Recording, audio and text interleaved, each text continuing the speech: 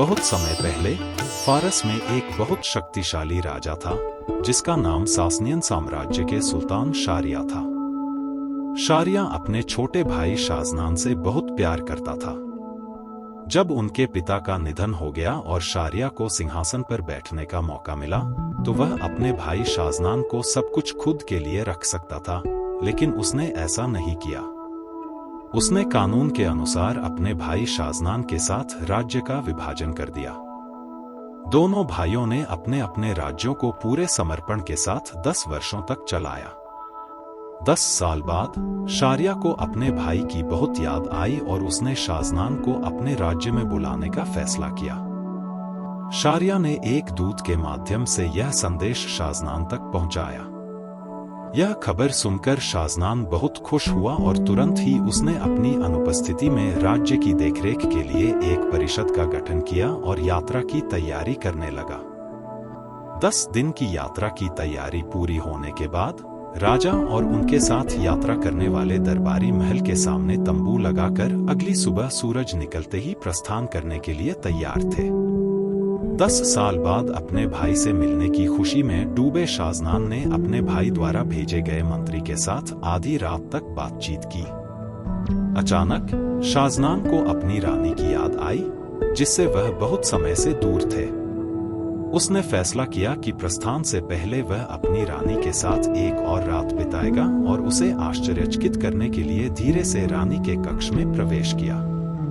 रानी को आश्चर्यचकित करने की कल्पना करते हुए उसके चेहरे पर हल्की मुस्कान थी, लेकिन जैसे ही वह कक्ष में प्रवेश किया, उसका चेहरा तुरंत पीला पड़ गया।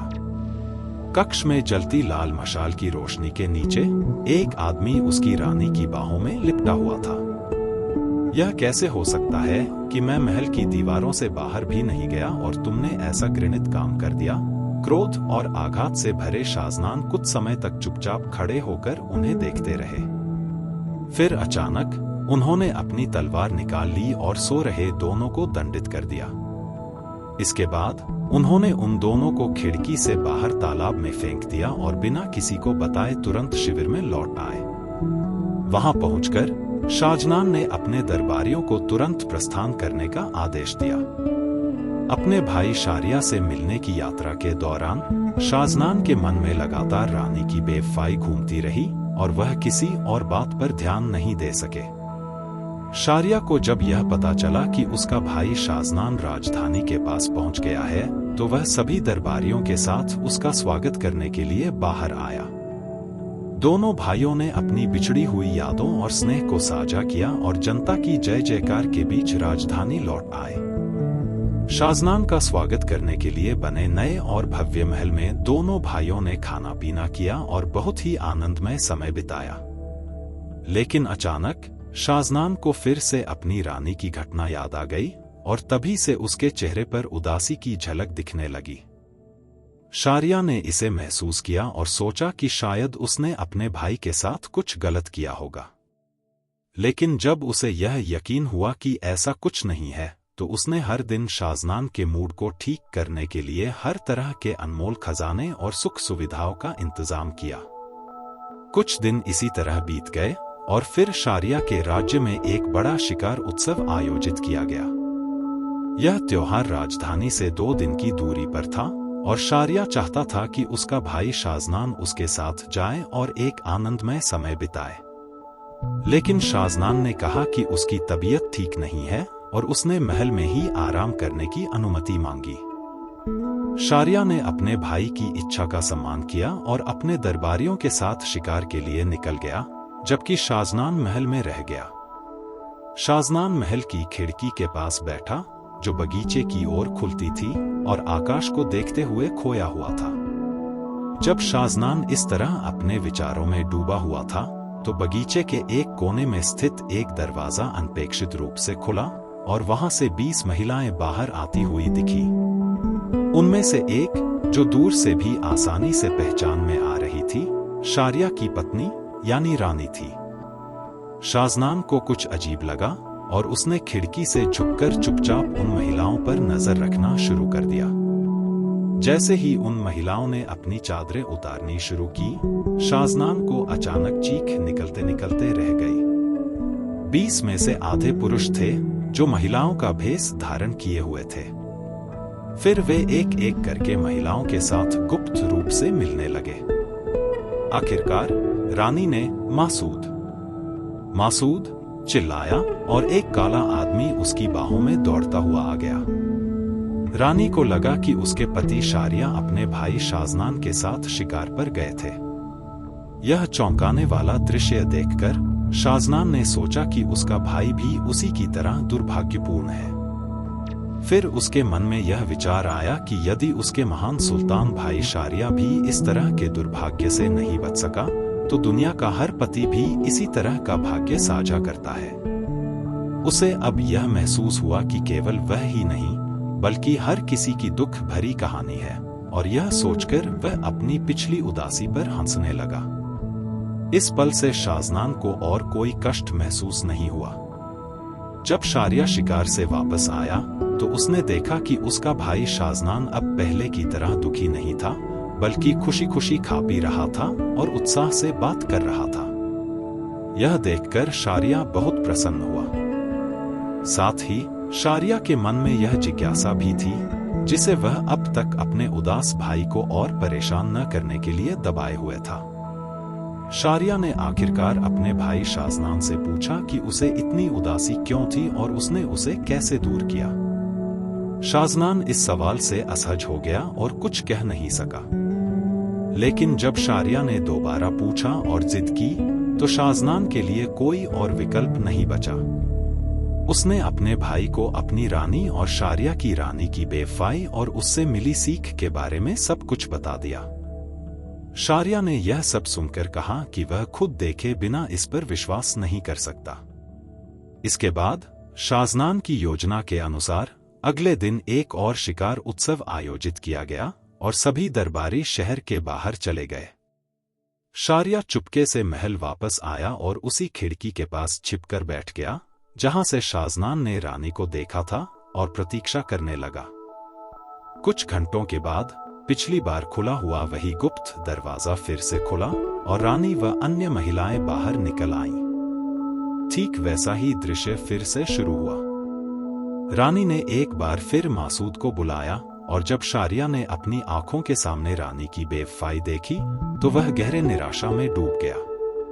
उसने अपने भाई को गले लगाकर चिल्लाते हुए कहा, हम दोनों इस दुनिया को छोड़ दें। चलो किसी अनजान देश में छिपकर रहते हैं ताकि हमारी यह शर्मिंदगी छिपी रह सके।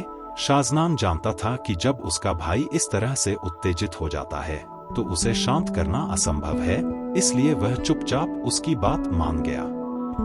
लेकिन उसने एक वादा किया, यदि वे दोनों अपने से भी अधिक दुर्भाग्यशाली व्यक्ति से मिलेंगे तो वे वापस लौट आएंगे। इस प्रकार दोनों भाइयों ने चुपके से महल को छोड़ दिया और यात्रा पर निकल पड़े। यात्रा के दूसरे दिन शारिया और शाजनान समुद्र के पास एक स्थान पर पहुंचे और वहां पास में मौजूद घने पेड़ों की छाव में बैठकर आराम करने लगे। कुछ समय बाद पास के समुद्र से एक डरावनी चीख के साथ पानी दो भागों में बंट गया और एक काला आकृति ऊपर उठने लगी। दोनों भाई तुरंत पेड़ पर चढ़ गए और चुपचाप इसे देखने लगे। वह काली आकृति धीरे धीरे आकार लेने लगी और जल्द ही एक विशालकाय दानव का रूप धारण कर लिया। भयानक दिखने वाला वह दानव अपने सिर पर एक बड़ा संदूक उठाए हुए था, जिसे वह समुद्र तट पर लाकर उन भाइयों के छिपे हुए पेड़ के नीचे रख दिया। फिर उसने उस संदूक को 4 चाबियों से खोला और उसमें से एक अद्भुत सुंदरता वाली महिला बाहर आई। दानव ने उस महिला को अपनी पत्नी कहकर पुकारा और उसके पास बैठते ही सो गया। दैत्य के खर्राटों की आवाज पूरे समुद्र तट पर गूंजने लगी। रानी ने पेड़ पर छिपे हुए भाइयों को देखा और उन्हें धीरे से नीचे आने का इशारा किया। भाइयों को यह एहसास होते ही कि वे पकड़े गए हैं, वे डर से कांपते हुए माफी मांगने लगे।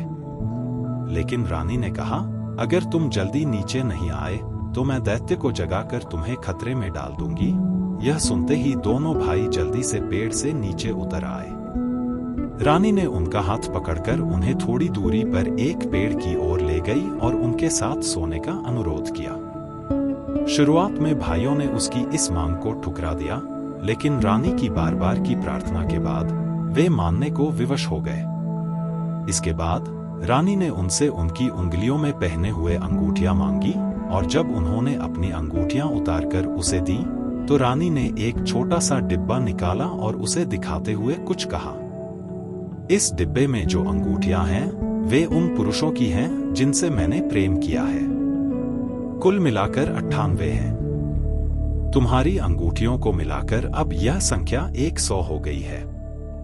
चाहे यह मूर्ख दैत्य मुझे इस संदूक में बंद करके समुद्र की गहराइयों में छिपा दे, मैं इसे धोखा देने में हमेशा कामयाब हो जाती हूं। समझ गए? जब एक औरत कोई योजना बनाती है तो इस दुनिया में कोई भी पति उसे रोक नहीं सकता। पुरुषों के लिए यह अच्छा होगा कि वे औरतों को जबरदस्ती दबाने की कोशिश न करें। रानी ने भाइयों को जाने का इशारा किया और वे उसी रास्ते पर लौट गए जिससे वे आए थे। दोनों भाइयों ने सोचा कि यह दैत्य वास्तव में उनसे भी अधिक दयनीय और दुर्भाग्यपूर्ण है और इस दुनिया में कुछ भी औरतों की चालाकी के सामने नहीं टिक सकता। भाई शाजनान ने कहा कि वह अब जान गए हैं कि एक महिला को अपनी वफादारी पूरी तरह से बनाए रखने के लिए क्या करना होगा, और उन्होंने तय किया कि एक दिन यह बात अपने भाई को भी बताएंगे। जैसे ही वे राजधानी पहुंचे, उन्होंने तुरंत अपने राज्य की ओर प्रस्थान किया। शारिया ने अपने भाई के जाने के तुरंत बाद अपने मंत्री बुलाए और रानी को फांसी देने का आदेश दिया। उसने स्वयं तलवार निकालकर रानी और उसके साथ रहने वाली दासियों को सजा दी। शारिया ने इस दुनिया में एक भी सज्जन महिला नहीं होने का विश्वास किया और यह निर्णय लिया कि वह अब हर दिन एक महिला से शादी करेगा और एक रात बिताने के बाद उसे फांसी पर चढ़ा देगा। उसने सोचा कि यही उसकी महिलाओं को पूरी तरह से वफादारी बनाए रखने का एकमात्र तरीका होगा। इस पागल सुल्तान के निर्णय के कारण राजधानी में दुख भरी आवाजें और आहें गूंजने लगीं, और अब तक सुल्तान की प्रशंसा कहीं खो गई थी, केवल गालियां और शाप रह गए थे। हर बार उस सम्राट के साथ रात बिताने के लिए कन्याओं को तलाश कर महल लाने वाले वजीर को ऐसा लग रहा था जैसे वह मृत्यु का न्यायाधीश बन गया हो। वजीर की 2 बेटियां थीं, पहली का नाम शहरजाद था और दूसरी का नाम दीनारजाद था। दोनों बेहद खूबसूरत थीं, लेकिन खासकर बड़ी बेटी शहरजाद की अद्वितीय याददाश्त थी।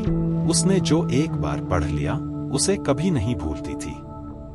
वह विभिन्न विद्या और कलाओं में कुशल थी और उसके पास ऐसी हिम्मत और साहस था जो उसकी सभी विशेषताओं को और भी चमकीला बना देता था।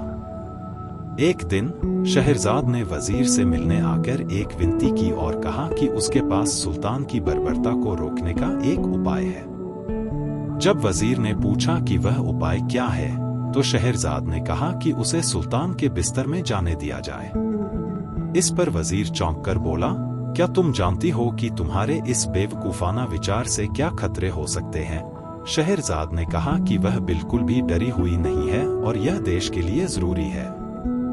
वजीर ने कहा, अगर सुल्तान तुम्हें सोने के बाद मौत का आदेश देता है तो मैं उस आदेश का पालन करने के लिए मजबूर हो जाऊंगा, और भले ही तुम मौत से न डरो, मैं तुम्हारी जान का खून अपने हाथों पर नहीं लगाना चाहता। और उसने इसे अस्वीकार कर दिया। फिर भी शहरजाद ने अपने विचार पर अडिग रही और वजीर ने कहा कि शहरजाद अपनी सुखद स्थिति को नहीं समझती और खुद ही दुख में जा रही है, और उसे मूर्ख गधे की तरह बताया। शहरजाद ने पूछा कि उस गधे ने कौन सा दुख सहा। इसके बाद वजीर ने एक कहानी शुरू की। एक बहुत ही धनी व्यापारी था जिसके पास एक बड़ा खेत था। इस खेत में सभी प्रकार के जानवर थे और इस व्यापारी को एक विशेष क्षमता मिली थी जिससे वह जानवरों की बातें समझ सकता था। लेकिन इस शक्ति का एक शर्त था, यदि उसने यह बात किसी और को बताई तो उसे अपनी जान से हाथ धोना पड़ सकता था।